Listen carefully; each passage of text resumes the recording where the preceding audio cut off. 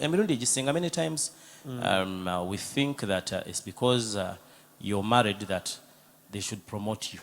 Abamu tulowooza nti lwakubanga ndi mufumbo oba nina omukyala balina okumpa promotion. Or because now my wife has given birth to the child, my boss should understand it now, we need more money. Oba lwakubanga kakati mukyala wange yazadde omwana kati bannange mukama wange alina okitegeera akitegeere butegeezi nti neetaaga ssente kati ezisingako. That's not how things are. Bannange ebintu si bwe bityo bikola. In the marketplace it is value. Mu katale gye tugenda guba muwendo gugattako. Your value determines your earning. Era omuwendo gwo gwe gusalawo ssente z'ofuna. The value you bring in the marketplace determines what you earn. Omuwendo gw'oleeta mu katale gwe gusalawo ssente mmeka z'oyingiza. If your value is low, singa omuwendo gwo gubeera gwa wansi, you're going to earn low. Kitegeeza naawe enfuna ye egenda kubeera ya wansi. The good thing, you can start from down. Ekirungi nti osobola okutandikira wansi and you keep elevating. Olwo n'otandika okulinnya mpola mpola. We don't start from up. Tetutandikira waggulu. We start from down. Tutandikira wansi. We don't start big. Tetutandika na bintu binene. We start with small things. Naye tutandika n'ebintu ebitono. The principle is era ennono bweti bweri. Start small. Tandika n'ekyo ekitono. Think big. Naye ng'olowooza kinene. Start small. Tandika na kitono. And think big. Naye beera nga olowooza kinene. Many people are big thinkers. Abantu abamu banene mu kulowooza. And they never start. Naye tebatandikangako. We start small. Naye nga ate tulina kutandika na katono. On this planet there are only 3 things that started big. Bannange ku nsi kuno bintu biri bisatu byokka ebyatandika nga binene. The devil, Sitaani, came from up. Yava waggulu. Big stuff nga munene nnyo from heavens. Kuva mu ggulu. You read about him in Ezekiel 28 and this guy was really massive. Omusomako mu Ezekiel 28 nga yali wa munene nnyo. But he came down. Naye yakka wansi. The next thing that starts from up, kintu ekirala ekitandikira waggulu, the grave.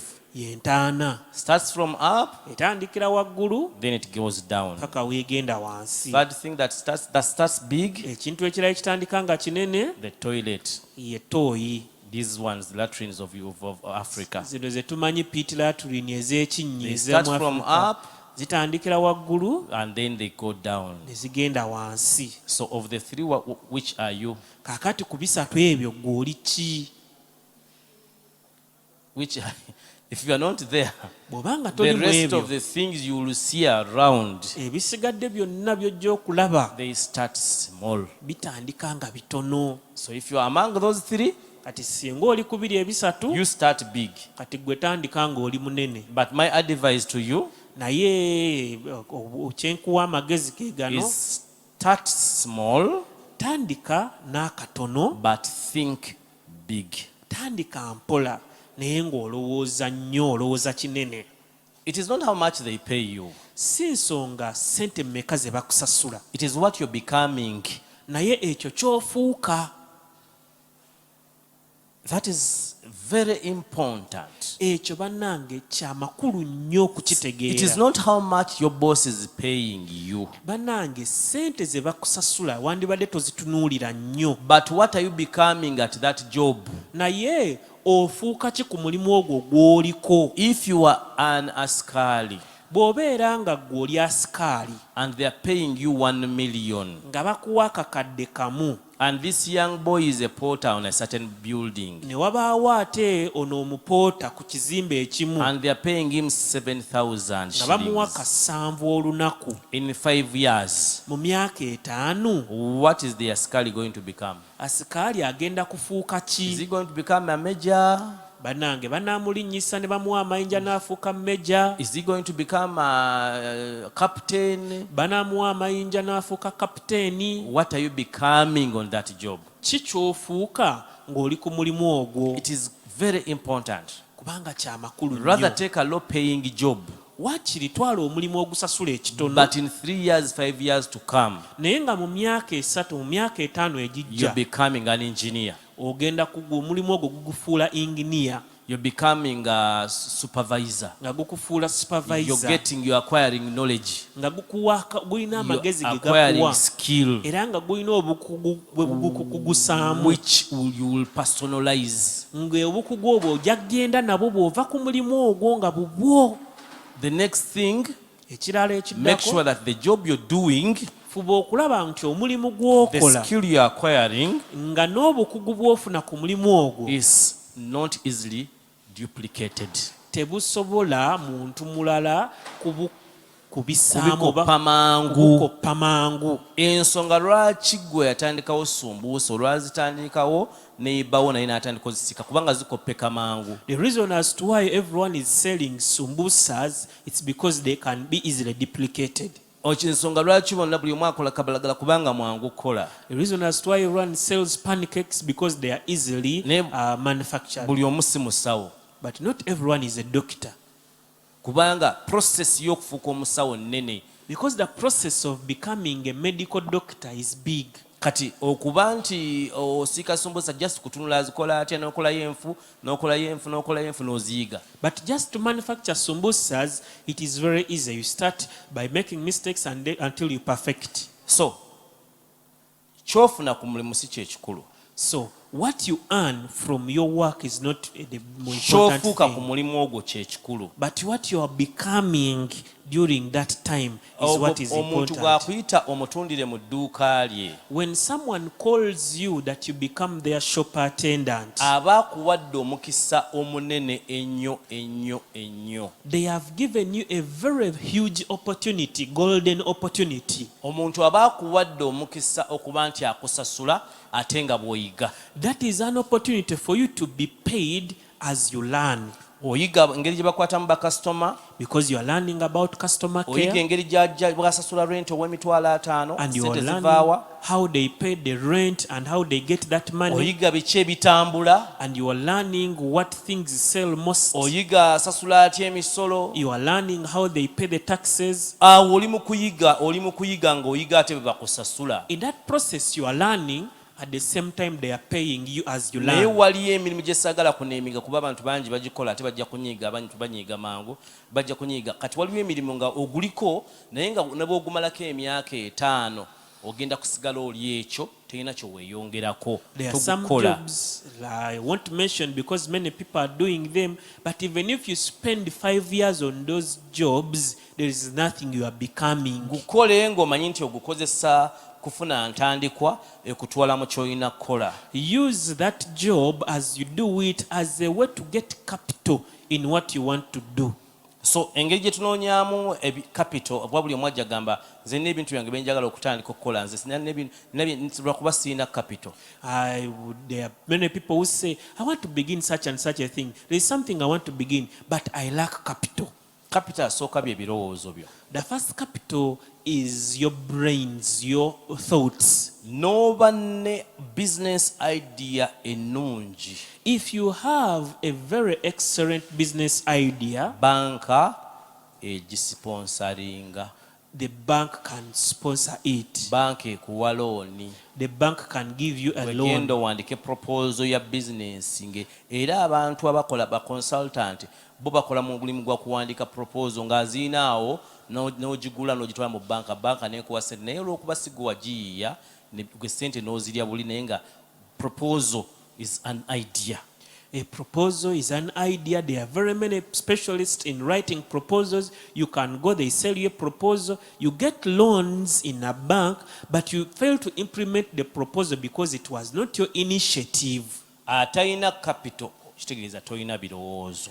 A person who says that I lack capital, it means you lack ideas or Ate thoughts. birowoozo mu Uganda And oba mu yet- nsi yonna biva mu bizibu ebitwetoolodde. Ideas or thoughts, they always in Uganda come from the problems surrounding us. Tosobola kuŋŋamba nti wooli tolaba nti ababodaboda bambala ebijaketi ebiddugala n'ogamba kankoleka dry cleaner ak'okwoza n'engalo nga bwe ndowooza okugula ekyuma ekyoza. You cannot tell me that where you reside there is no boda stage with boda men having that jackets, and you cannot get an idea to say, let me begin a small dry cleaner with my hands as I graduate. Bannayuganda twagala okulya osanga omuntu ng'ateesa ku mwala emmere n'osanga abantu nga batudde ku mwala ogwo batandikawo omukazi omu kati bajjudde layini eva eri paka eri abantu batuula ne balya ku mwala. We love to eat,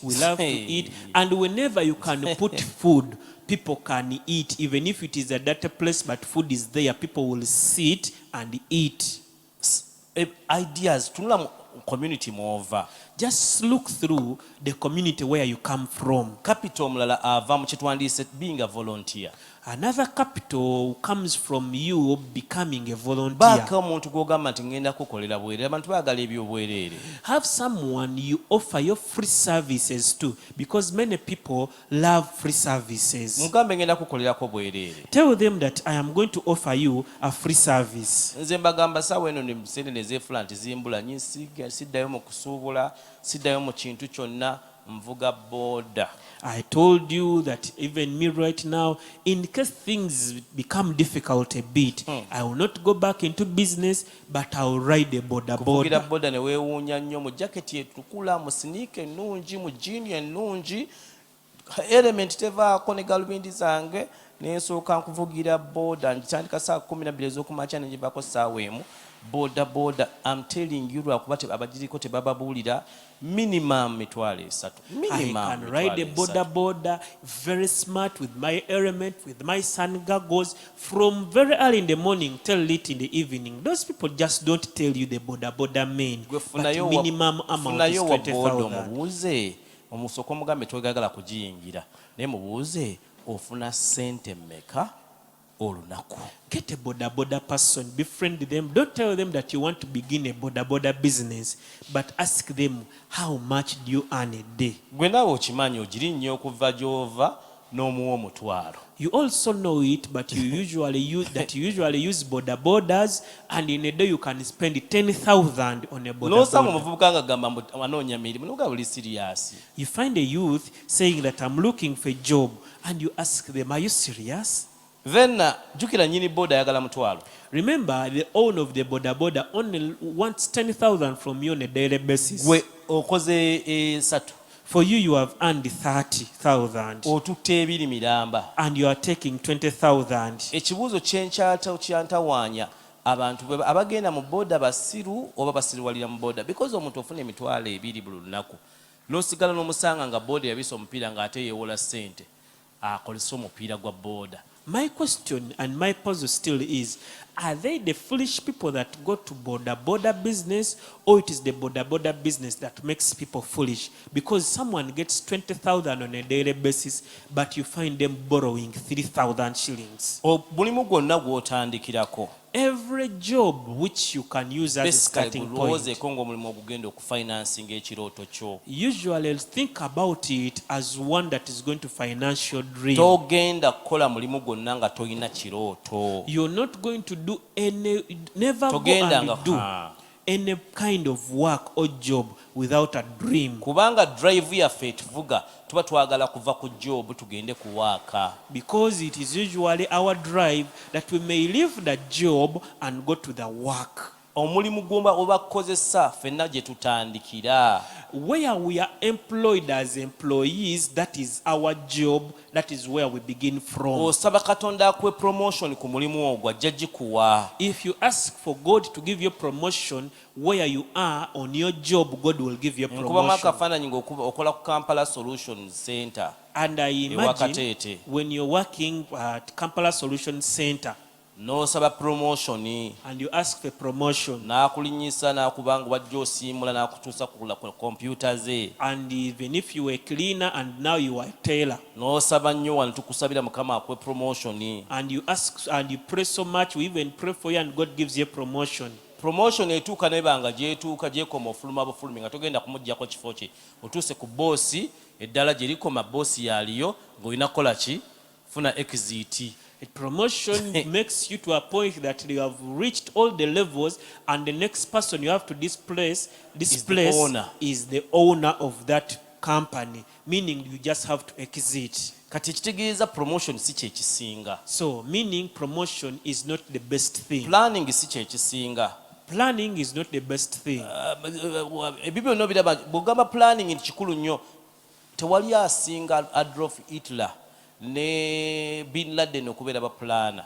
If you say planning is the best thing, no one was better than Hitler and Bin Laden to be planners. Omusajja n'ategeka world war. A person who organized and planned that is a planner. Bin Laden ne yeekweka ku FBI ne yeekweka ku bonna nga bw'obamanyi ne bamunoonyeza emyaka 10 nga tebamulaba ng'ate waali. Bin Laden was hidden from all the intelligence services for over 10 years. Kati ffe strategies zaffe endala ate abalokole. So, yet for us as born again, our strategies are ebirooto byaffe bibeera to contribute to the community in such a way that it impacts them in a Christ-like way. Kakati ffe ebirooto byaffe bibeera byakubeera nga tugattako mu bifo gye tubeera mu community gye tubeera gibeere nga gituuka ku bantu bano mu ngeri eya Kristo. Nga bw'atunula laba mukono gwa Katonda nga bizinesi yo naye nga mukono gwa Katonda gwe gutuuka ku bantu. Such that by the time they look at your business, even though it is your business, but they see the hand of God reaching out to the people. Awala woyinza okujja capital. Another place where you can get capital from. Genda otunde obuntu bw'olina mu nnyumba. Go and sell some of the things you have in your house. Olina aka TV. You have a television set. Obuntu bw'olaba waliwo abasobola obbugula abo bw'olina mu nnyumba. The things you have there in your house, there are people who can buy them. Nakagula flat screen. I have just bought a flat screen of recent. Naye emyaka gye mmaze ku nsi sigigulangako. But I have never bought a flat screen ever since. Yet I had the ability to buy a flat screen. The time I was going to buy it, I had thought about buying it. Connections kintu kya bbeeyi okubantu b'otambula nabo kintu kya bbeeyi abantu b'otambula nabo mikwano gyo. The people you stay and move with, your friends, your connections is a very important key. Taata wange yampita. And my father called me. N'agamba yali ayagala ngene ensuleyo ng'abeera Kawempe. He was residing in Kawempe before he passed on. He wanted me to go and spend the night there. Neebuzaabuza nga saagala kusulayo. And I was beating around the bush. I never wanted to stay there for the night. N'agamba bw'ati ku ssimu. And he told me like this on the phone. Togulanga bintu. Never buy anything. Ng'ogenda fuuka asikaali waabyo. Which will make you an askari for them. Yalowooza ekiŋŋaana okugenda nkuuma TV yange nkuuma radio yange bababbi bajja kujja ekiro babibbe nga sirimu okimanyi nti mwafuuka baasikaali ba bintu byammwe. He thought that me refusing tosobola kujjamu overnight olowooza babbe TV yange kati mwafuuka baasikaali ba bintu basilevu b'ebintu bye mwagula. So never buy something that can make you a slave to an extent of never even spending a night without you being in your house because you are guarding your material things. So tunda ebintu ebyo obuntu obwo bw'olina. So sell those things that you have. Smartphone eyo gy'olina gitunde obeeko ky'otandika okukola. Okutte smartphone tupoza okujjako ng'ogikozesa mu bintu ebikuyamba ebiri productive. Naye ogirabirako buntuntu butategerekeka gitunde obeeko ky'otandika. Unless you're using that smartphone to earn. But if not that and you're just using it as entertainment, please sell it and begin something. Nabe ensanga ne smartphone n'omugamba gwe wennyini toli smart. Kati smartphone ojagaza ki? There are people I usually find with the smartphone, yet themselves are not smart. So I ask them, why would you even desire to have a smartphone? Omuzungu yagituma smartphone linnya litokako liteeki lyabwe. Kino kye kitegeeza. Do you think a person who named it that this is a smartphone was just a name? It means something. Smart kitegeeza olinako kamera. Smart means you have a camera, radio, you have a radio, video, you have a video, Windows zo bw'oyagala kola presentation, you have a software that helps you for presentation, you can call, you can communicate digitally. erike buli kyekigiyisa smart. That's what it causes it to be smart. It connects you to the whole world. Enfaanana gy'ofaana nti okubika kifaananyi kamera ogyagaza ki? The way you look, you are not photogenic. Why do you need a camera? Radio bye boogera tobitegeera saawa eno waliwo level wetubeera ng'ebintu ebimu tetubyetaaga nga tujja byetaaga naye nga kweyo level wooli si bibyo. There is a time whereby certain things, we may need them in the future, but at the level where we are, they are not yours. Nga weetaaga simu kuli tooki kuba ennyumba mwoli temuli masannyalaze gulika katooki. And you need a phone with just a flashlight because where you are, you don't have power. So you just buy this small. Essimu ezo bazikolera mu levels naga kakatooki. Kikiyisa katooki ka muntu ono atalina masannyalaze mu kayumba tagasobola akyeyiiya waliwo level ey'okweyiiya togibuuka. There are those levels of which you go through, and there are phones of your level, Katoch, Kafit, whatever. Kati gitunde. So sell them. Otandika omudaala gwa chapati. And start out a eyo chapati smartphone store. ya mitwalo 14 etandika bulungi nnyo omulimu. Emitwalo 14 teweetaaga ssente nnyingi, tandika ne ssente ntono. You don't need a lot of money. You need to start with little money. That smartphone of 140,000 can start a stall of chapati. Ekintu ekireeta capital kyono kyo kireetera ddala mungi. Another thing or source of capital, and this one brings a lot of capital, Bakiyita trust. is called obwesigwa. Ekyo simanyi bwe nkikusomesa. I don't know even how to teach you about Sina na trust. bigambo bye nnyinza kunnyonnyola kulaga okuzimba trust mu finance bwe kiri ekikulu. I do not have even the right words to explain to you how important it is for you to build trust financially. Saagala kulobuulira na bwe kiri kya bulabe nnyo kubeera mu nsi nga tolinayo muntu asobola kwesigisa miliyoni emu. I don't even want to tell you how dangerous it is for you to be in this world when you don't have a person who can trust you with 1 million. Ng'osobola omukubira essimu When you can call them n'omugamba njagalayo miliyoni emu and you tell them, I need 1 million shillings saawa eno. right now. Ekikola bakole baayangwa mangu ekigambo malala kyabanyumira okwogera kati ne bwe kitagenda bakissaawo. Wulira amalala nkugambye bw'oba toyina muntu gw'osobera kukubira ssimu kale n'akuwa emitwalo 2 then kebera obwesigwa bwo n'obwesimbu bwo bukebere. So if you do not have a person you can call at least to give you 200,000 shillings, then check your trust. This is not pride. Tukizimba buzimbi. You just have to develop N'ojja it. omuntu n'omusaba emitwalo 5 You come and ask nga someone tolina kyogenda 50,000 gikozesa without even n'omugamba using ngireeta it. enkya ku ssaawa 5 You tell them tomorrow I'm bringing it at n'ogireeta ku 11 ttaano p.m. enkya.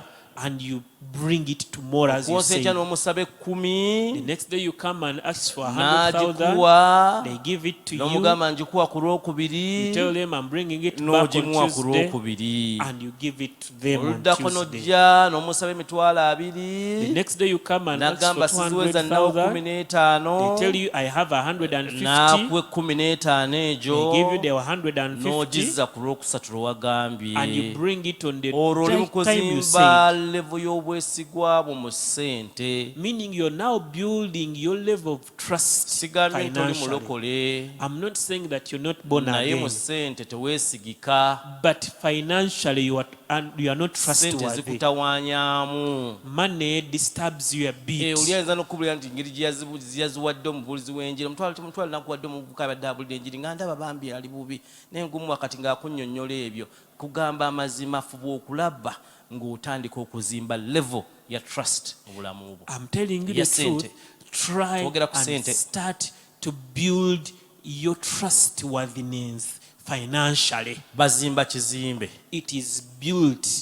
Waliyo omuntu There are nga there's bw'ajja a n'ansaba person ssente nze wano wendi here when he comes and asks money from me. nsobola okuzimwewolera. I can even borrow that money to give it to that person. Neebaayo omuntu And there is a person n'ajja n'amala azinsaba who can come and asks money from me, mpulira nga aguuliddwako ekikeme ekinene nga sitaani anumbye and I feel kuba mbanda like nga sente Satan, zange zigenda okugenda mpulira nga sitaani azikimye I feel like it nga is muntu Satan yazze who mulokole has ne mmanya come sitaani for bannange my sitaani money. akimye sente zange ne muwaayo at least ky'ettaana ndeke And this time I think it is Satan, and yet it is a person who has come. nga mulokole And that person is born again. lwaki Why? azimbye legasi Because his ey'okuba legacy nti mu ssente si mwesigwa is untrustworthiness in money tuzimba terms. kizimbe bambi oli mwesigwa mu bayibuli We know oli you're mwesigwa mu trustworthy kusaba by biblically. oli mwesigwa mu kulongoosa by'olongoosa faithful in praying. oli mwesigwa mu gurupu yo You are faithful naye in toli your prayer mwesigwa mu group, ssente but you're not faithful financially. era ojja kubeenda bulungi nnyo mu ggulu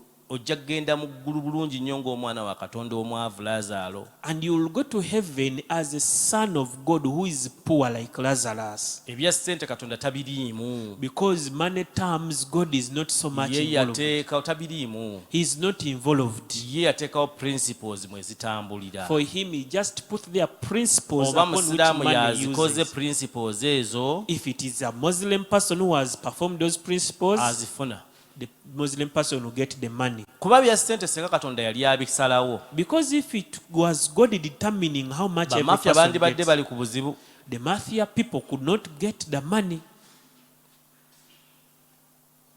naye ffe abaana ba bwakabaka But for us, the children of the kingdom, ebintu bye tulina okukola the things that we are supposed to do bituyamba okubeera ku nsi nga tugasa that help us to be of value here on earth, bitugayaaza they make us so lazy to do them. omulokole n'omugamba n'omutwala ku dduuka akole You take a born again person out in your si shop mwenna to work. ŋŋamba abamu Not all of you, but I'm talking about a few. akole You take them to attend to your shop ku Saturday on a Saturday. ajja kujja ssaawa z'ayagala wakati overnight tezikyaliwo ajja kujja ssaawa z'ayagala They will come on it any time they want because of the overnight. ajja kuvaawo mangu evening service They will leave so quickly in the shop because they want to go for evening balanze no service. wiiki yanja wiikeeni ekigenda okubeerawo atajje gw'omanyi They announce that this whole week is a special week, a covering week. If you weekend don't yonna come, you don't know what tugenda to. kusiibawo This whole week we are going to be here. ekigenda obeera wano What is going to be atajje here? gw'omanyi If you don't come, you don't know omulokole what to n'alaga be. akulaga asiibulayo ku mulimu wiiki eyo And you see a born again getting a leave in that week. nga boosi n'amugamba tojja kugenda n'amulaga ye agenda And the boss refuses, but this born again determines and goes. n'avaawo And he goes. kati ogwo mulimu si gwa jjajjaawo So that job is not for your ebiranga grandmother. ebimu bibeera ojja bisanga Some other things you'll find in bw'oba them. okyali wansi wa bufuge As long as you are under katonda custody. akusuubira nti kati gwe okusigala wali ng'ogondera mukamawo asuubira ogonze nnyo okusinga okwereeta wano nga ate mukamawo omunyiizizza oli ye mukamawo alaba mulokole. God considers your obedience to your master more than you coming to church. Trust is important. Obwesigwa kya makulu nnyo. Obwesiga simanyi bwe nkikugamba kintu kikulu nnyo nnyo mu financial world. But trust is something very, very, very important in the financial world. Kyokka ate bweyongera nnyo sente gye zikoma okuba ennyingi. But the more money keeps on increasing, bw'osanga abantu bakozesa miliyoni 2 miliyoni 15 osanga bazeewana bwewi namugamba mpete soko mpe miliyoni 15 ngenda zikuwa ebintu byange bize bigenda kujja wiiki ejja nazimuwa wiggo genda mu banka bakuwe miliyoni emu bakuwandiisa agapapula bwe gati rimu namba. you find that when it is built so much, you find people just exchanging money as if they are giving it to themselves. And yet for you, just wanting only 1 million, then you can sign a lot of papers. Ebipapula bwe genda ogisaba olwaliro byakusaaga genda mu banka obagamba yagala looni ya miliyoni bajja kukuba ebifaananyi bakukuba ebifaananyi ng'ebyomu ddwaliro nti bakebera mutima naye nga just bakuba ebifaananyi ku mitwalo 5 gye bagenda okuwa ogenda okumaliriza okufuna looni nga okufuna emitwalo 35 you try and go and ask for a loan in the bank of around 500,000. They are going to take your photos. They come to your place, take your photos. You sign a memorandum. You bring your national ID. You bring the place of work, references. By the time you wind up the process, it has taken like 100,000 shillings. Then again, on that money, you will get 350,000. oyagala looni ya mitwalo 5 You want a loan of 550. They will tell you to deposit at least 60% of the money you want. mutuufu naye nga waliwo omuntu alina emitwalo 5 ng'agenda nagikuwa akugamba ogireeta nga gweganira ogireeta nti nja gireeta omwezi nga guggwako. Yet there is someone who has 500,000 who can tell you that, please, when will you bring it? It is you to say, I'll bring it after 1 month. Gwe noyogera after 1 month ne weekweka. And when you say after 1 month, you go and hide instead. Abamu muli bagezi nnyo ogenda bw'omugamba nti ngenda zikuwa mu August, olaba August anaatera okutuuka ku kalenda n'ogiyuzaako August n'omusikako ab'omusise ku yiyo. Some of you, when you see that the month you said you will pay is going to come, you pluck it out of the calendar. No, it is out of your calendar, not out of the other person who demands you. Nkubuulira amazima, trust tugitandieko. Bwebayo nga tontegedde wiiki yonna njagala ogenda otandike ku ekyo. If you have not understood me this whole week, at least understand this today. Go and start to build abantu your balina trust. sente. People have money. Ate ng'osaba nabo. And they are the people you pray with. Ate nga musiiba munyumyawo. And they are the people you keep conversing with. Bali mu lujja ne munyumya. And they are the people you're usually talking to. N'ogenda mu banka ne weewola miliyoni emu kitundu. And you go to the bank and you borrow 1.5 Katete n'agenda million. n'adepositinga miliyoni 4. And Katete goes and deposits 4 million shillings in nga the gwe bank. oyagala mu kitundu. For you wanted 1.5. Lwaki? Why? Teweesigika. You're not trustworthy. Nga obusente obutandika pharmacy. Yet the money which you can use to start a pharmacy. Ezitandika pharmacy. Nga waliwo azirina. For a pharmacy, someone has nga it. kyagala zikolamu kya mwaka gujja ayagala kutandika kukola kulunda mwaka gujja ali kuzisonda aziteeka ku akawunti tasobola kuzikuwa. They are collecting their money to use it next year, but they can't give it to you today. Njala kugamba. I want to tell you, obwesigwa. Faithfulness, trustworthiness. Tezitegeeza nti bwenzikuwa tojja kufuna bizibu. That money, when I give it to you, does not mean that you will not get problems. Bwenzikukwanga bwezi toyinza n'okuba ofuna wali ku geeti omubbi n'azikusikako. Immediately I give it to you, you may even just be going to where you want to go. And you say, oh, someone has stolen my money. Me, I just look the other side as if I'm not seeing.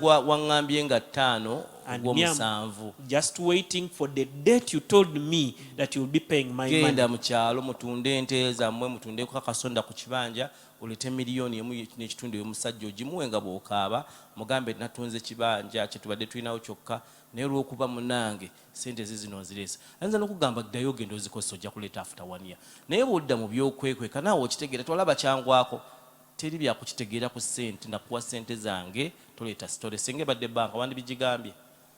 Do not give excuses when someone gives you their money. Please do whatever, even if you get problems, do whatever is possible and pay the money the right time. Let me show you a few people that we always want to resemble. Genesis chapter 31. I want you to listen to this man. Verse 38. Gwe njagala owulire bali mu Bible kati oyogenda kuyimirira otya naye. 38 ogenda yimirira otya n'omusajja. How will you stand with such a person? 20 years emyaka 2 I've been with you. Mbadde naawe. Katonda ayogera 20 years. This person who is speaking yaweereza omusajja emyaka 2. Served this man for 20 years. Ku myaka egyo 2. In those 20 years, 14 the 14 years, omusajja gwe yali aweereza yamukola ebyekiyaayi. His master was a thief to him. Yakolerera bakazi. And this man was working for women. Nga n'asigaza emyaka 6 gyokka mwaka And he remained with only 6 years gye yakoleramu ebintu bino byonna. in which he did all these Naye things. njagala owulira embeera gye yalimu mu myaka 2. But I want you to see the situation in which he was in Gye the gino 20 gy'ayogera. years. And this is what he says. These 20 years Emyaka gino I abiri have been with you. nabeeranga naawe. Your lambs Endiga zo and your female goats n'embuzi z'enkazi have not miscarried their young one. tezaasobolanga. Kati singa gwe badde ozirunda If you are the one taking gwe care of ovunaanyizibwa ku them, miscarriage y'embuzi. are you the one responsible for the Ono miscarriage? omusajja alinga atugamba nti waliwo embeera gy'oyinza obuteeka mu musana eziri olubuto, oyinza ozinywesa amazzi abiri ne zijjamu embuto. Ono yafubanga okulaba ti ebintu kisibo kya mukama we tekikola kye bayita miscarriage. This person tried to see that even if this situation is not upon him, but he tried to prevent it, the miscarriage of the lambs I have and the not goats. eaten the rams of your siryangako n'emu. N'ennume 20 zo years. ez'omu kisibo kyo siryangako. 39. Olunyiriri lwa 39. That which was torn by beast I did not bring it to you.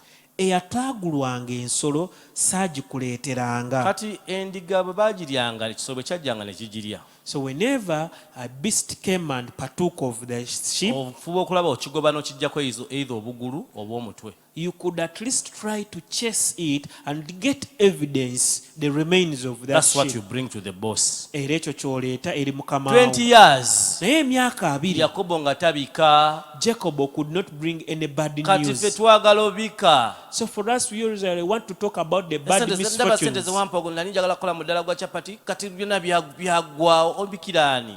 What you gave me, I wanted to make a stall of chapati. Now it's corona. How can you abeera sell? bulled nnyo n'akunyumiza kolona gy'obeera gwe tomulaba. The person Paba omuntu amulala n'omulwala b'omulaga. Kati ng'ondaga bye nalwala nti kolona gwe kolona badde tomulaba. Nakuwa sente zange tombulira bya kolona.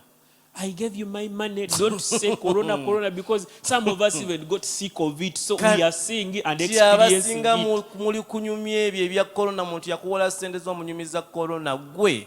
Some of you are talking of stories of coronavirus, yet someone gave you their Genda money. otunde ekibanja mu kyalo osasule munno. Go and sell what you have Yakobo gwe and pay. tugoberera wuuno tabika. The Jacob we are following does not Teri bring any bad byakubika news. totubikira. It does not talk of That which was misfortunes. torn by the beasts, I did not bring it to you. Eyataagulwanga ensolo Kapaati saagikuleeteranga. akaddako mu Luganda baba bakoogera batya mu Bayibuli kasaza nti mwagala osaaza kwako. Aha. Nze nafiirwanga eyo. Kasazeeko Underline sewo it. n'erinnya lyo. Bayibuli mwagala mu ne wano waliwo ayi. Kati ayi eyo giteekeko erinnya lyo. Nze nafiirwanga. I bore the loss of it. Akiddako. And what next? You required it from my hand, whether stolen by day or stolen by night. Kankunyonyere kitegeeza awo. Wagivunaananga mukono gwange, obanga yabbibwa misana obanga yabbibwa kiro. Kati gye babbye emisana So what is stolen by day bagibanja omulunzi kuba is yabadde n'endiga. required from the shepherd. because Omulunzi he's the one bw'aleeta taking endiga care. zo n'azikwasa ku nnyumba yo. So whenever a shepherd brings back the sheep in their resting place and Ne gives them to yeegendera their boss, ewuwe. and they go back to their Ababbi ne place, bajja ekiro ne babbamu endiga. and the thieves come at night and steal Eyo the eba ya sheep, boosi. that is the loss of the boss. Yakobo akugambye Now Jacob says, n'ekiro nagisasulanga. I even paid that one which was stolen by night. Kati nno gwe twagala okwetuma tuli baana ba Isirayiri yoyo. And now we want baana to ba call Isirayiri wuuyo mwe by tuva. his name. We are children of Israel, and that is the person under which we name ourselves. wuuyo gojja obikaabika nadde enjoza bwe nti gundi jagate kutuku nembaako nekigwa wansi nekyatika ng'oli mu kuwosa kintu ky'omusajja kye wayasiza kya mitwalo kya miliyoni emu weyayasa gundi tebasagana bogera kuba abamu bakukyaki nayeyasa ekigundi kya blender nakugamba kale nakikonyeeko oba kyali mudde olwatika kikigezeko obugizi bwe nekyatika nogamba amaduuka nga tebya byatisaayo banange tulina obugayaavu obutaliiyo buno gwe tukopperera gwe tuwagala okweyita tuli baana be. This is his attitude. Eno yali enkola ye. That which was torn by the beast, I did not bring it to you, I bore the loss. Eyo yataagulwanga ensolo saagikuleeteranga, nze nagifiirwanga. That which was stolen at night, you required it from me. Eyo yabbibwanga naye wagivunaana mukono gwange. Ono musajja ali mukuwa atuwa CV ye, atuwa profile ye ey'emyaka 2. This person is giving us their 20 years profile when they were working under their master. Kitegeeza atuwa nti yakolanga ebintu with precision, yakolanga ebintu with yali thorough mu ngeri gy'akolamu ebintu bye. It means that this person was so careful, precise and thorough in the way he was making his work. Ng'oli mu lendigazo oyinza obutaziwa musajja ono zirunda. Now, if Oba you kushuwa were deal. a person with sheep, couldn't you hire such a shepherd? Because you're on a sure deal, no loss.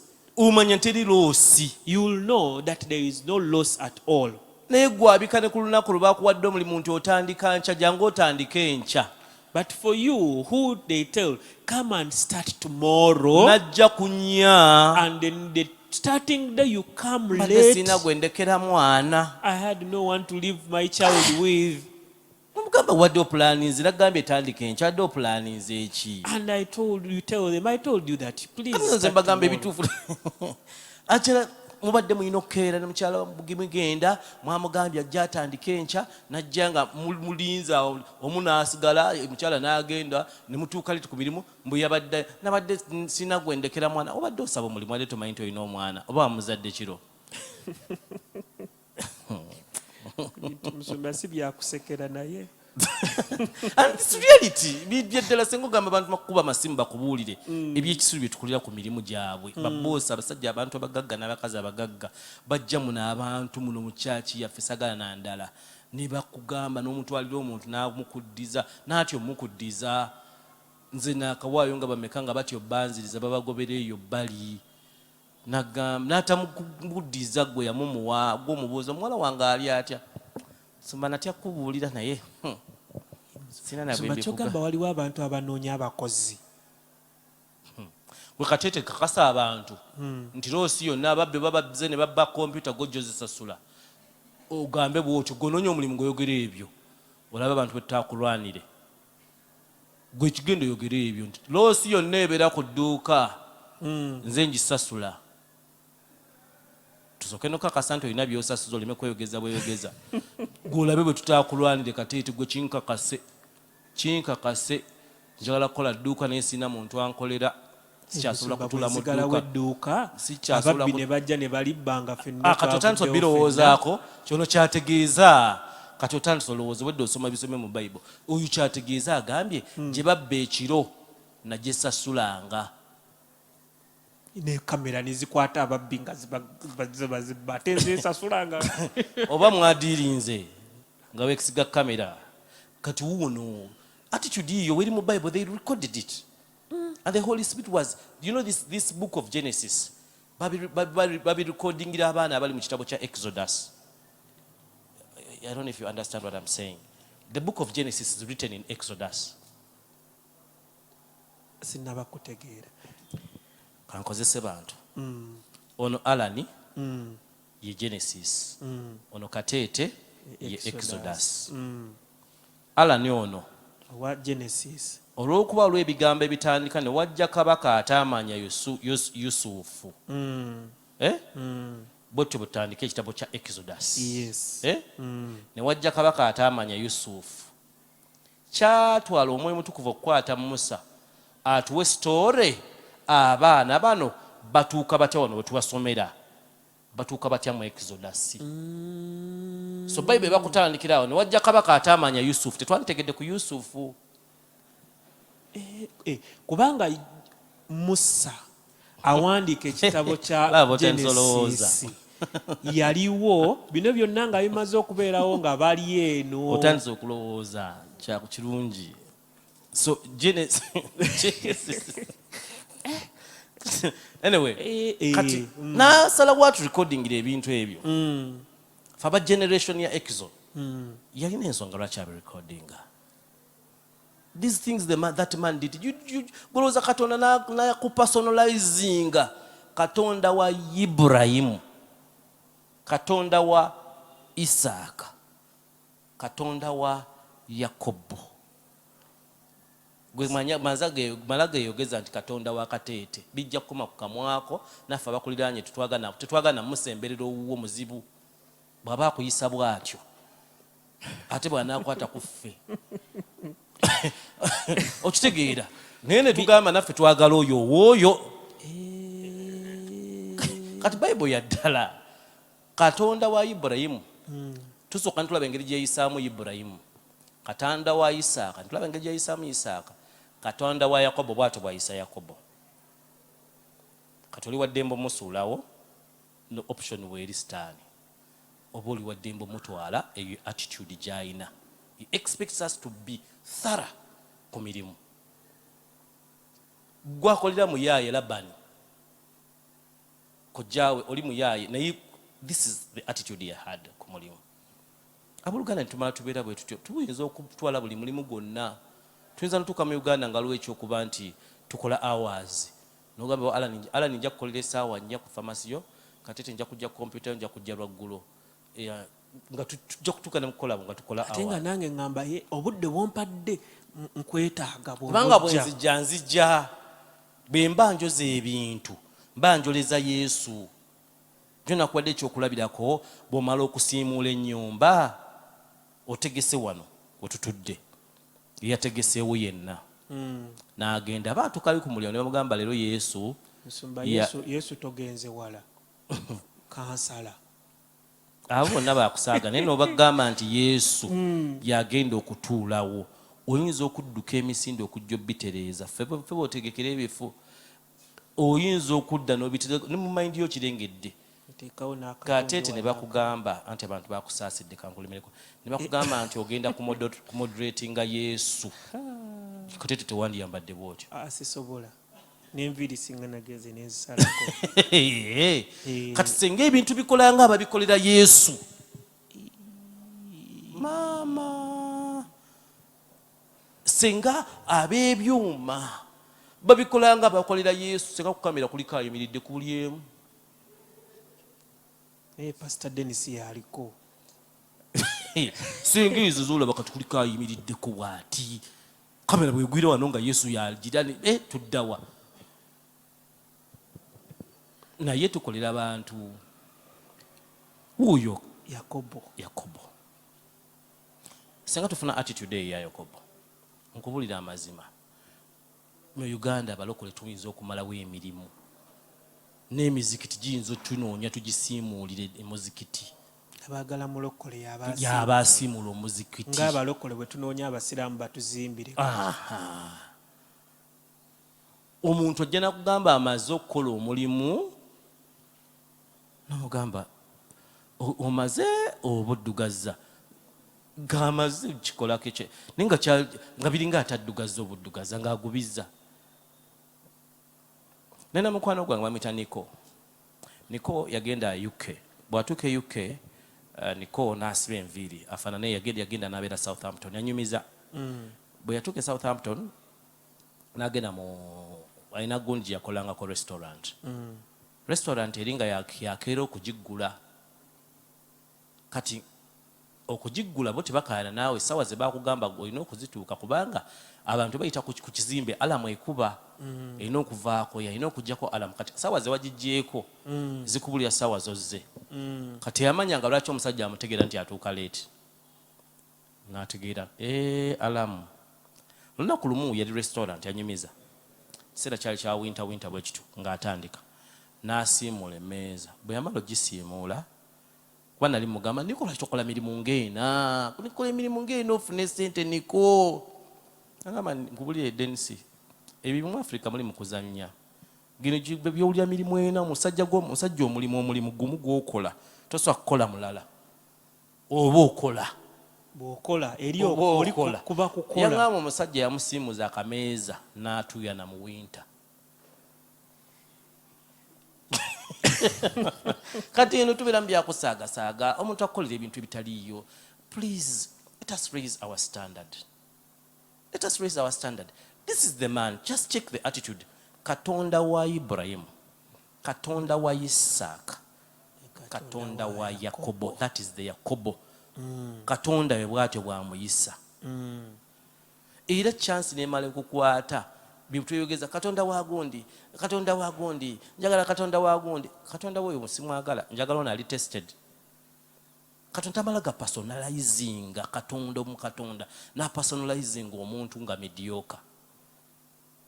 Gendo kebere Daniel. Kebera Daniel. Daniel gendo some biteka ko Daniel chapter 6. Mwe kulaga abantu mu Bible Daniel chapter 6. Daniel chapter 6 etandika bwete. It pleased Darius to set over the kingdom 120 satraps to be over the whole kingdom. Kachenjagalo tegere, this is a Darius. Wakaita obakabaka basatu. Nebukadnezar, mutabani wa Nebukadnezar, muzukulu wa Nebukadnezar, Belshazzar, then ne kati Darius. Darius yali akolera Cyrus. Cyrus bwe yakubanga buli we yawambanga yateekanga wa abantu. So Darius abeera wansi wa Cyrus. Ontegedde. So kati kabaka wa kusatu yaweereza ku bakabaka bannaggwanga ab'enjawulo. Nguna vau government ez'enjawulo. Kati at least zaali ziddiringana busika. Eno yanjawulo balala bano ba Medi na ba Persia bazena system mpya. Hiyo nabaji overhauling ey'aba Babyloni. Ne muyonga mwali huyo. And over these three governors of whom Daniel was one, bakola amasaza 12. Ne bafunayo ba governor bameka basatu. That the satraps might give account to them, so that the king would not suffer loss. Olokusatu. Rose Bible tujitamu emisinde nga ina message yetu gamba verse 3. Anti nkugambi bamanyize ndiwo. Daniel chapter 6 verse 3. Hey, ikule yange wano. Then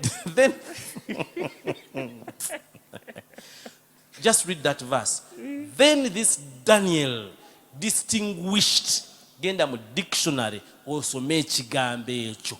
Then this Daniel distinguished himself. Mu Luganda bakiyise kigambo ki?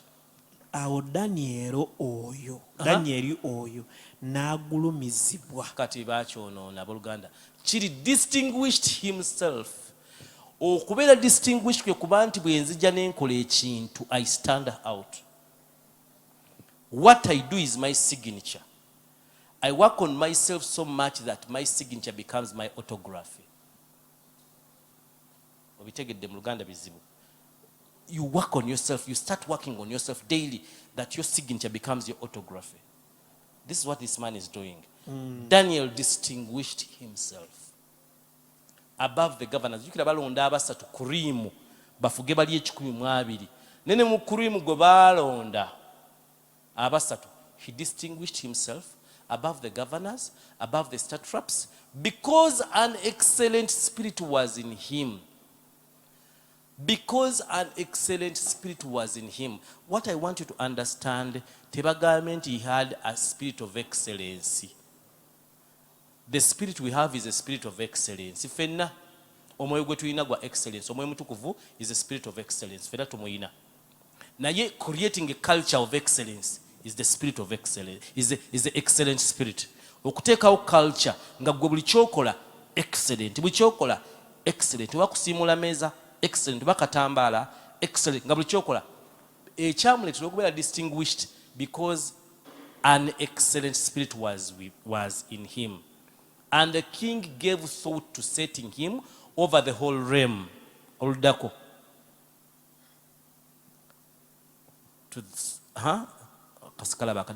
The governors and the satraps sought to find charge against Daniel concerning the kingdom. Ne banoonya bwe bamukwasiza mu byakola nga banyiize ensi n'ekuŋŋaana. Bw'oba kyokola tonnakwasa bantu bujja tonnatandika. oba tokwasa bujja abakulu ab'amasaza ne balyoka banoonya ensonga eneesinga Danyeri mu bigambo eby'obwakabaka. bw'oba tonnatandika kukwasa bantu bujja byokola bya bulijjo kwotegerera nti otandise obbavaamu nga batandise okudifininga walugezigezi awo yongera kyokola kinyweze esaawo yongeramu kasitoba nga tewessaawo nga bye bakulabawo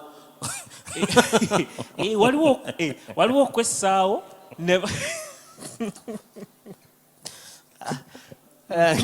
anyway yes anyuma anyway let me tell you ne banoonya engeri gye banoonya charge ku Daniel but they could not find no charge or fault because he was faithful nor was there any error or fault found in him. Ebyo byonna biri mu Bible yo. Naye ne batayinza kulaba nsonga newankubadde akabi kubanga yali mwesigwa so ne wattalabika mu ye kwonoona kwonna newankubadde akabi. Wano tebategeeza bwenzi wano toluteeka ku bwenzi wano baali mu marketplace mu office bwe yabasukkako ne bagaana okumwebuuzaako nti okikola otya ne banoonya wabikola obubi nawo ne wababula. Olwokutaano Yesu katutandikiraawo kateete badde abantu bakusaasira omuntu yeetaaga kunoonya ddakiika mmeka ng'ayagala wakudimootingira yeetaaga okunoonya ennyo teyeetaaga. Abantu baasula banoonya ku Danieri ekimusuula ne kibula. Ffe omuntu yeetaaga na lunaku yeetaaga na ssaawa baalisaasira kale ne bano baaliyo ebigambo babyogera ku Musa katuli ku kiseera ku Daniel. Those are many years. Those are like 450 490 giringa myaka 13 15 guno omuntu waddala ze talina waawe the next thing kubona yalina ensonga eyekyangira ku Katonda after all wantwala mu busibe ne bamunoonya yenna. Bible egamba mu Hebrews chapter 12 verse 1 nti Jesus was tempted in all points zonna but without teyasiininga. Ffe batutemptinga mu point 2 bwe bakugeza mu ssente ne batakwasa ne bageza mu bawala bakusuza n'omuwala omwezi gumu bagenda okulaba nga ali lubuto ne mugamba luba lwani. So Yesu bamugezesa mu points zonna noono wuuno bakebedde buli point ne babulwa era ne basalawo bwe tunaamufunako era okalengera akagambo ako we shall not find any charge against this Daniel unless we find it against him concerning the law of his God. But tunaba tunaamukwasa tujja mukwasiza mu bya Katonda bye naye eby'emirimu tetugenda mukwasa katate ebya Katonda ate baakolera yonso bikuya ate ebyo byasinga okukola bwe bagenda mu bya Katonda ate ng'ebyo yayitawo n'ayongezaamu emirundi egi 3 n'agamba badde mulaba 2 kati ngenda kukola 3 buli lunaku ngenda kusaba 3 ate ngule n'amadirisa badde nsabira munda. Kagamba omuntu ali excellent ku mulimu olete ne Katonda we okulabika. Eyo chapter yeggwanga abamaliriza bagamba Katonda wa Daniel oba ye chapter 4 Katonda wa Daniel yaba abeera Katonda. So please, as we are doing our jobs, as we are at those workstations, let us have that excellent spirit. Tubeere indispensable, not because twogera nnyo, not because twambala bulungi, not because twagala baboosi, not because, but let us ku mirimu gyaffe obeere wanjawulo nga kyokutteko bamanya ekyo Kateete ye yakikoze. Kyotakoze ngera bagambira Kateete luli aba yalazeewa. Kabawo ekintu ekyangu ennyo abali wano abaana abali kamera n'abampulira kyangu nnyo kino mugende mukigezese naawe Kateete kigezese. Onakigezesa? Ngenda kigezesa. Mukama we yaani wano direct boss wange Pastor Kasozi. Okay. Njagala okubire Pastor Kasozi simu ng'ovudde wano agenda kujja bw'atuuka bw'aba yakapakinga lyo mugambe Pastor Kasozi nk'oyo kola bivuddemu nze obutakigezesa kati Musumba Kasozi bw'akufunira ne transport yakutwala ng'omanya enkola yo bw'ebadde bw'atandika okukabira Katete tukoze eki Katete ate kiki waliwo yakuyiikiriza kiki ng'omanya naawe genda ku mulimu gwo boosi wo mwekyangireko mugambe boosi leero mmaze bwe bakukolera pate ekusiibula ng'omanya enkola y'emirimu ngenda kikola naye nyizo sigenda kikola. It is very easy. You can't test the way you do your things. Sisobola nagezaako. As a matter of fact ambaanoonya ddengi gye babagoba tebalina bagoba gugenda omusaagisa omugambe nti ogenda kati ono Daniel yinza omugamba agambe boss we nti agenda boss n'amukkiriza mweyo story boss teyeebaka ekiro kyonna boss teyeebaka genda osome January chapter 6 yonna boss teyeebaka yasula atunula era bwe yajja omubuuza njagala ekibuuzo kyamubuuza kiri mu verse ki n'abuuza Daniel Katonda wo gwe weesiga oba gwoweereza bulijjo yakutaasizza lunyi lwakumeka Daniel chapter 20 20 agamba n'ayogera nti Daniel tigwe Daniel omuddu wa Katonda omulamu Katonda wo gwoweerezanga bulijjo ayinza okukuwonya eri empologoma.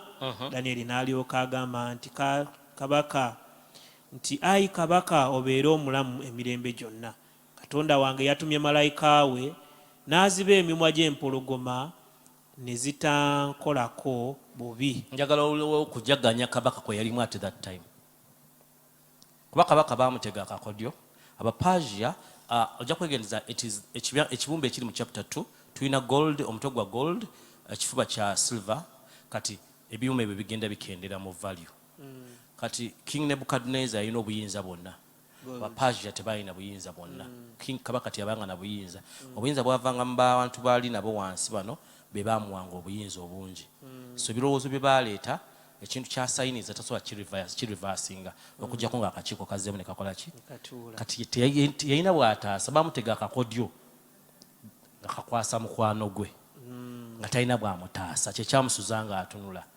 kati bwe yakeera ku makyanga mulamu kabaka n'alyoka asanyuka nnyo nnyini n'alagira okujja mu Daniel omumpuku n'alyoka akwata bali abaagambye tumuteeke bonna n'abasulayo naye njagala tudde mu mazima bwe tusalawo the verse is nga tumaliriza is very simple.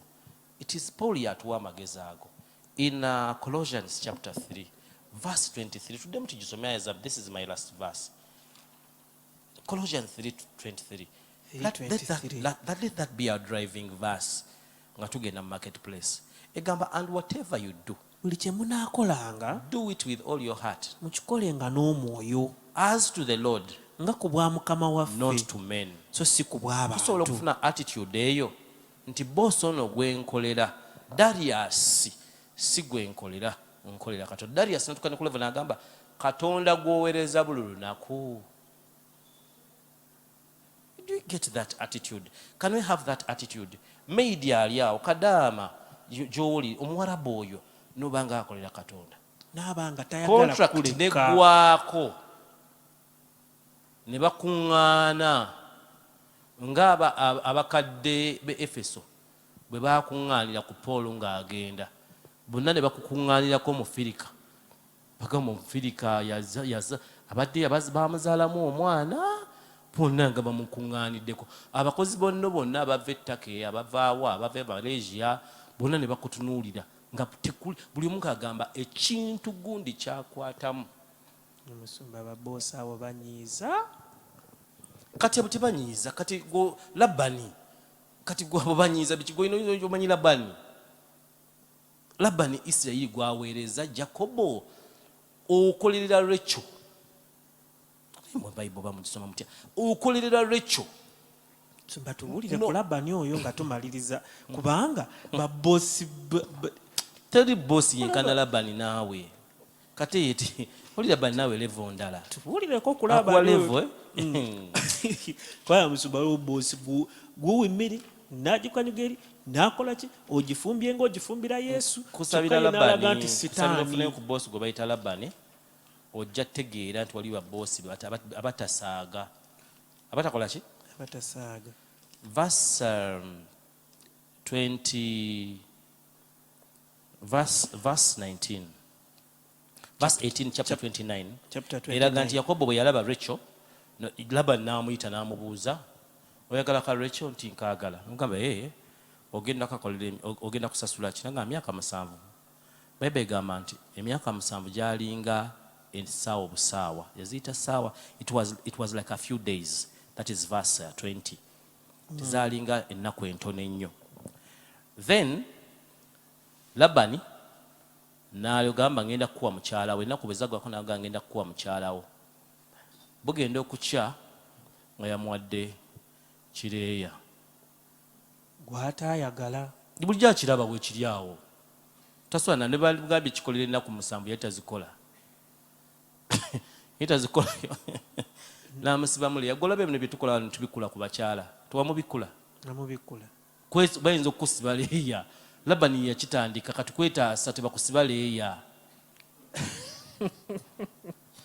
bakikola Yakobo mukama we n'amugamba tewasooka kwebuuza tewasooka kukola kunoonyereza ku marketing oze mu market eno olunyiro lwa 26 zeroosi ze tukola mu market n'amugamba tewakooka kukola survey gwamala gakola Labani n'agamba nti tebakola bwe batyo tebakola bwe batyo kyaffe okuwa omutu okusooka omubiri ebedde eno si bwe tukola ebyo mubikola wammwe wammwe renti myezi 3 edduuka li sasula gwadde omanyi tuli bajjega tukwate omuto agende omukulu aliwaadibe nga tufunye chansi yo nagamba noono mukuwadde kola emyaka 7 egyono n'agimala 10 n'egyo akolera bakazi ng'omu ne bamuweredde obwere yali tamutwala Labani. Yakobo atugamba Labani yakyusa emigabo gye his wages 10 times.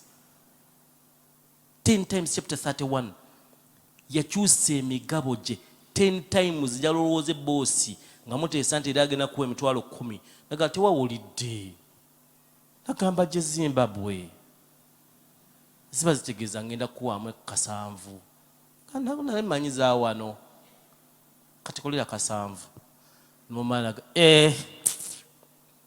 tiwawulira nali ngamba kuwaamu emonde 7 kugamba nga emirundi 10 times ng'agenda akyusa wages chapter 31 that is Laban yakyusa wages emirundi 10 olulabyo olunyolo olwokuna he changed his wages 10 times golowooza 10 times n'akyusa leero these are working akukola mwaka mulamba n'amugamba biriwo ebyange naga ogusooka wano ffe tutugusasula simanyi kye yamukola naye Yakobo ye atugamba he changed his wages 10 times. So babosi tebabeera bangu bw'oba oyagala abangu tandika omulimu gobere bosi wo naye bw'oba tolina amagezi gatandika gugogende wa babosi abatali bangu ne bwabanze gwezi gojjanga n'onkolera gebuuza abankolera ku wano mu kyaki ze tebambulira nkuba tombulira nkuba tombulira evening service tombulira evening service tombulira evening service senior pastor yatuyise alya bogiyita kyaki bw'oba osazewo genda ku mulimu find means tuli mu mulembe nga kyaki esobola okukusanga ku dduuka okujja ng'oboze tulaga bugoye bwo bwewayambadde ne bwe kitabeera ekyo beera ku dduuka smartphone. What is smart about your phone? Uli omulimu si gugwo gukulira si mulokole tabimanyi ate bujja wano mu evening service oddamu kuyimira mu lujja kutulaga buteteeyi enkumi ebbiri goloza bakufunye nnyo kutulaga muteteni wetalatalaawo nadde eno nadde service egenda maaso mutudde eri wansi munyumya buboozi obutanyuma kati service negwa ate wadduse ku buli muntu ozze mu service. So that is it. Tukomaawo ete naye mu byonna Yakobo, yet your father has deceived me and changed my wages 10 times. 10 times. Katete bazikyusaamu mirundi ye ne tumala tukyusaamu wages zo mulundi gumu. Si ggwe naye omulala yenna bukedde. UCC babbi gwe mutwe kubukedde. Ono gwe tulina wa munda yennyini yabadde akola ebintu byabwe ebiti bakamubba emirundi ebiri 10 times teyalangirira. Kwolwo ebyo byayogera wabigamba baana ba Yakobo be yawasa. Tetubiraba eri emabega nga aleekaana. So tutuleekaanira nti boosi muzibu nnyo, bw'aba muzibu genda otandika omulimu oguki ogugwo naye bw'oba okyali ku gwoyo. It's discipline. God is disciplining you. God is show you that okutandika business si kyangu. God bless you. Katukomaawo. Bannange simanyi kyakwogera mukana akaseera kuba kati mpulira musumba sigenda kugenda musumba Kasozi mugamba nti ngenda kugira naye njooza njagezaako omwaka ogujjaawo ndabe ne bw'otagezaako gwe kikatusalawo okukola excellent ye yennyini yajja okujja kwetondere agambe bw'oba waakunyiiza yenna akutawanya ojja n'ombuulira ye yali akunoonya yawulira nti tetumufiirwa yajjanga waliwo ekikutawaanya kyonna wano ku mulimu olumu kwe kusaba ebikozesebwa ne birwayo ebikadde bye baakuwa tonda bikozesa babitimba yagala bipya. Musumba tweyanzizza nnyo tweyanzeege nnyo ffe abakozi naddala ffe abadabulinga nga abakozesa ate nga ate tuli bakozi tweyanzizza nnyo ne tweyanza nnyo ffe abakozesa obukozesa ale ne tweyanza ffe be bakozesa obukozesa nga twagala ate okufuuka abakozesa abalala kubanga ogenze sayidi zonna ogenda ozikola ki ozikwatako. Nja kufunayo ebibuuzo 2 oba 3 ku online so abaliko bigenda ebibuuzo 2 oba 3 byokka nammwe abali ku radio mwe tubeera nammwe eri gye tutandikira so mutulinde ku Mande ate n'okubajjukizaako nti wiiki ejja Mami Favour Senfuma mbadde mutubuuza tibannanga ajjadde bambi twagala okwebaza abantu mwenna abadde basobola okumusabira nga musabira wamu n'ekkanisa yatandise okufunamu ku maanyi agasobola okuba nga asobola okuyimirira ate n'abaako kyayogera so wiiki ejja ali naffe so tumwesunge tumusobola otegeezaako munno Mami Favour Senfuma mukyala wa musumba waffe yafa abamu munnange musumba olumu abantu batweyungako bweyunzi ngeri lockdown gye yakabeerawo kati yakomyewo mu kibuga abadde awuliriza radio ya Inaman FM ng'asuubira omusumba Senfuma okuba nga ayogera bambi ategeera butegeezi nti mwezi nga gumu emabega yafa so naye mukyala we ajja kuba nga ajja wiiki ejja mulanchawa so mubeere nga mubeerako olwokuna n'olwokutaano ajja okubaako ajja kubeerako ennaku 2 so tujja kufunayo ebibuuzo 2 byokka okuva ku online era nga mbategeeza nti amasomero Steva Christian High School wamu ne Inaman Primary School Zengebe wamu ne Kasubi zonna eziri. Josephine Nandase abuuza thanks pastor for the powerful message. Ekibuuzo kyange musumba tolinaayo mwana mwesigwa awo ku chachi nga asobola okukola bizinensi muwe ssente atandike bizinensi kyokka bannange simulina tomulina musumba abaana bali wana abaagala okukola nga beetaaga ssente simulina musumba waali Dr. Serumaga enamba egibagimuwe abafunire nze sinze musumba senior pastor zaagala kuteekayo kugulu kwange kwa bwerere seriously nga sina byakusaaga simulina nga si byakusaaga simulina nga taabike bannange muwulire opportunity bweti amazima gennyini simulina muwulire oli ali eri alina ssente gwe z'oyagala okwewola naye musumba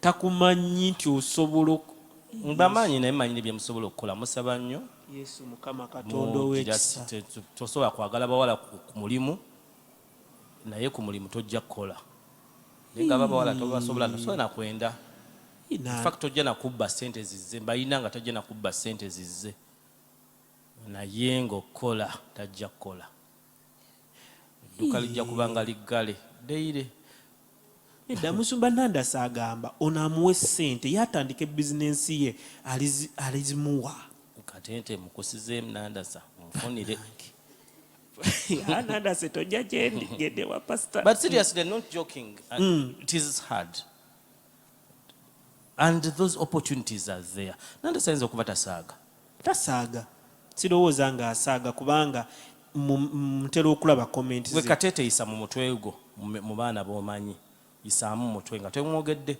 omulabye gwowaayo ng'oli kunze kati chance njiwadde gwe njisizaamu ngaya musumba gundi nawe oyinza obuteeronda nange era mbadde sisobola kweronda musumba tokiraba sente z'omwana zifiiraawo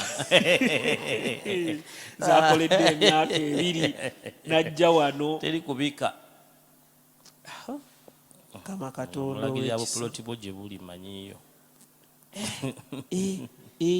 my question is Nalamatovu Lydia eri mu Deuteronomy chapter 14 ne 15 era nga ensolo ennongoofu n'ezitali nnongoofu omwo mwe muli n'embizzi kati pasita buli abali embizzi n'ebinyonyi ebitali birongoofu bwate waakomye kati wasoma embizzi waliwo enswa azirya waliwo embaata agirya anyway New Testament 1 Timothy chapter 4 verse 1 eyogera ku buli kintu kyonna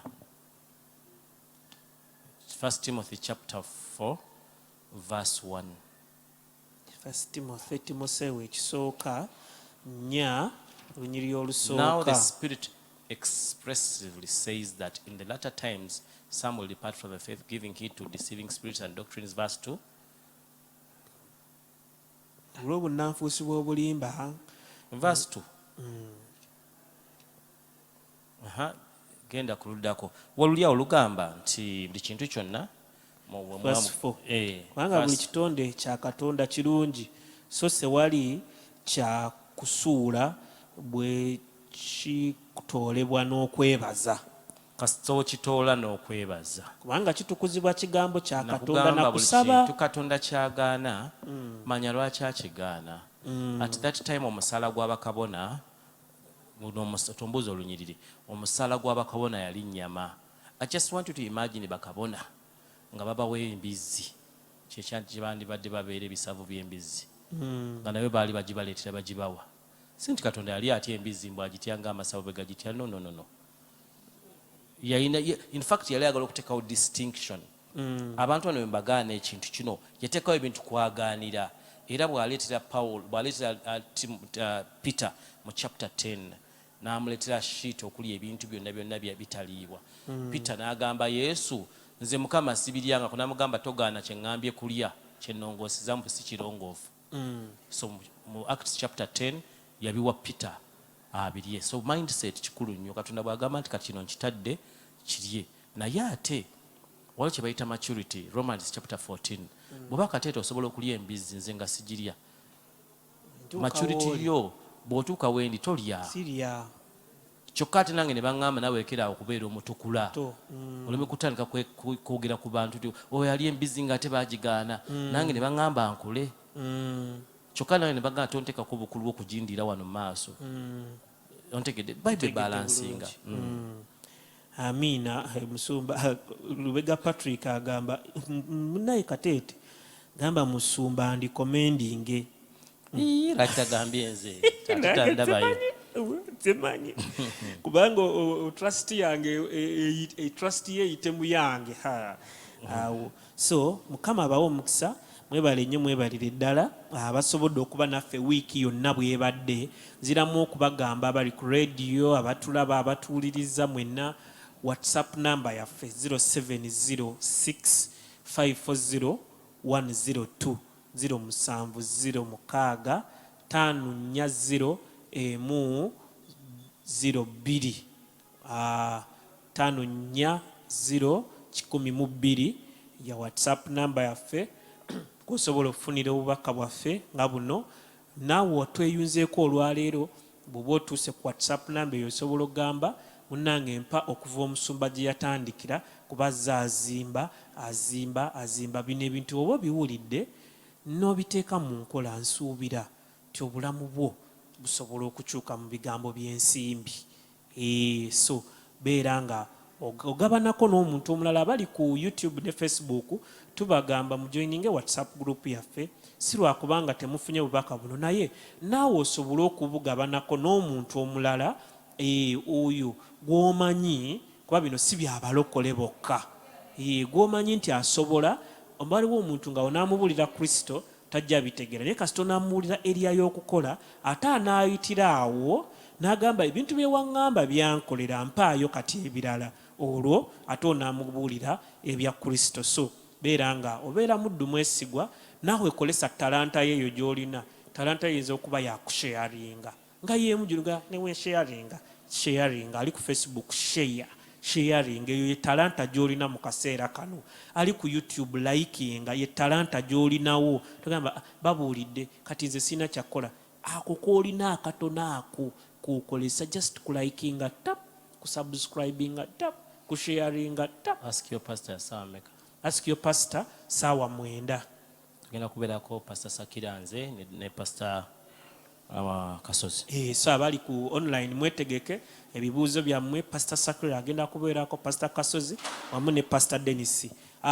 Kateka tugende mu kaseera ak'okuwaayo nsumba tuzimbe project egenda maaso nnyo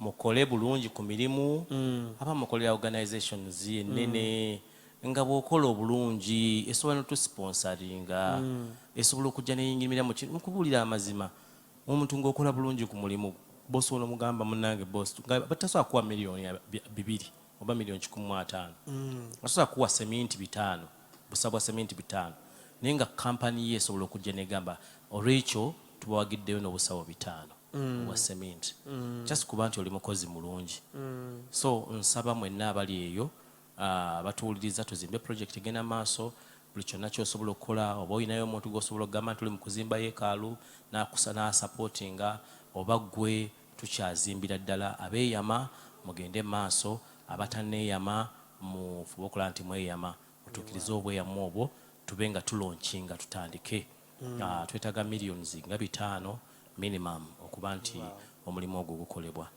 sente ezo tuzisobola twetaaga abantu 5 nga balina miliyoni twetaaga abantu 10 nga balina mitwalo 5 twetaaga abantu 15 12 nga balina emitwalo 25 olabye bwe ebintu nga byangu bannange abantu naye nga bate bakola bambi bate balina 25 awuliranga miliyoni olulana mwagala tubba naye nga just mitwalo 25 so God bless you so much. 0706 540 102 kwetukozesa Airtel yaffe kwetukozesa okuwaayo ssente zaffe gyosobola okukubako ne weebuuzaako eri 0706 540 112 eri mu mannya ga Steven Senfuma so totya ne 07 85 eya MTN 0785 058 then 54 058 54 eya MTN gyokozesa eri mu mannya ga United Christian Center Limited so namwe abakolesa Momo Pay eya MTN ogifuna ng'onyiga *165 *3 hash noteekamu 3 58 18 MTN Momo Pay ekuyambirawa singa ogezaako sindika ssente directly nizigaana kuba olumu transaction ziggwayo naye yo Momo Pay teziggwayo, merchant code teziggwayo. Airtel Pay nayo onyiga *185*9 hash ne bakusaba merchant code eri 11621085. Musumba tusabire ate singa buyinza bubadde bwange mbadde nkukomyawo ne wiiki ejja naye katulinde ekyo Mukama Katonda kyalina kuwaffe kubanga zingamba oba omwezi twandibadde tugutwala nga tusoma naye Mukama ye amanyi engeri gy'agenda nga atutobekera atuwa ku kagreens n'atuwa ku main course n'atuwa ku bisiike bw'atyo era Mukama tumwebaza wamu na pastoral committee bannaye tubeebaza abatuyiyiza ne kubanga buli ekijja olaba nga ate kino oba kye tuba tubeerako paka sumba tusabire abantu ate tubeere nga tubasiibula. Mukama tukwebaza nate olw'ekiseera ky'otuwadde ng'ekkanisa tuli mu season ey'eri challenging ne challenging times weemusiza abantu, challenging times woweera abantu business ideas, abantu batandikira emirimu.